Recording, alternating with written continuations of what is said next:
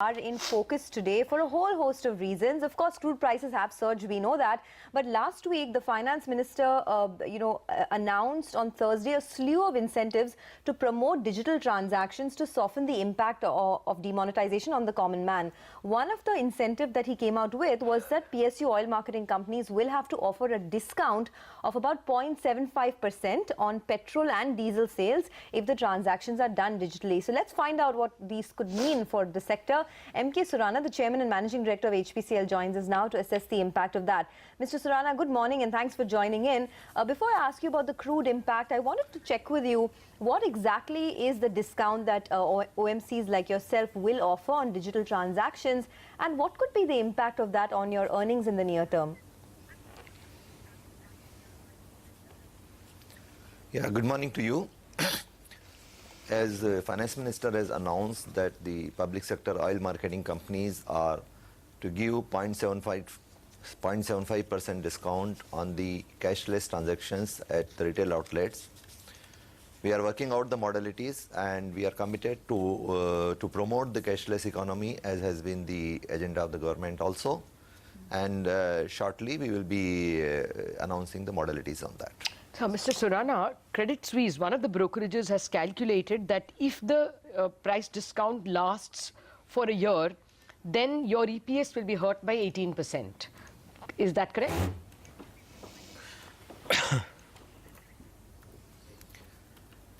No, various people may be putting a lot of figures, but we are yet to calculate any such workouts. Even a ballpark?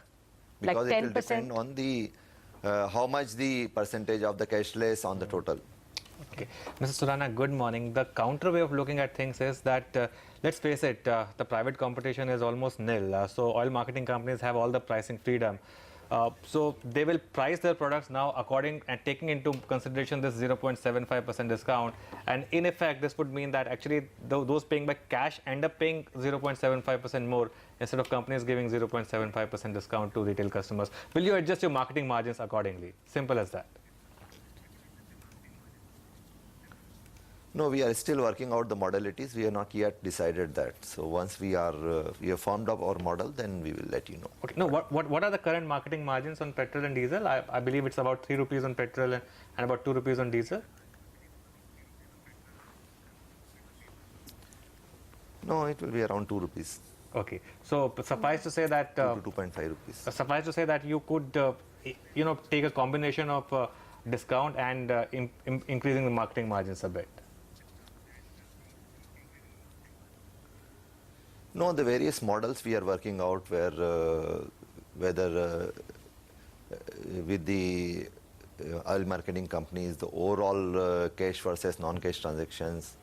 But ultimate idea is to promote the cashless economy, and right now the focus is on how we can implement the methodology rather than really worrying too much about how it impacts. Okay, let's talk the other big issue now, the big surge in crude oil prices.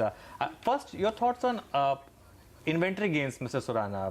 For this quarter, what kind of inventory gains can we expect from HPCL?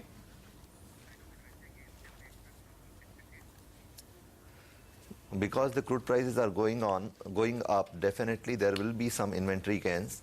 And it will depend on how the December 31st, what are the prices are.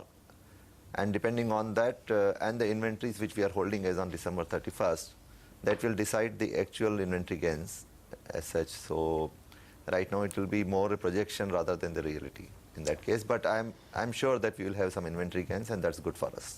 Okay, Mr. Surana, we understand that there has been a fall in regional refining margins. What can you give us by way of numbers? How much was it in last quarter? How much are you expecting average refining margins for this quarter?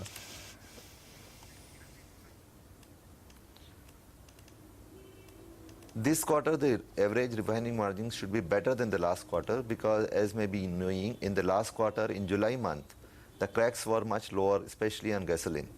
Subsequent to that, the gasoline cracks have formed up. As of now, the gasoline cracks are in the range of around $11 or so. There may be some ups and downs to that extent, but it has been maintaining in the range of, let's say, $10 to $12.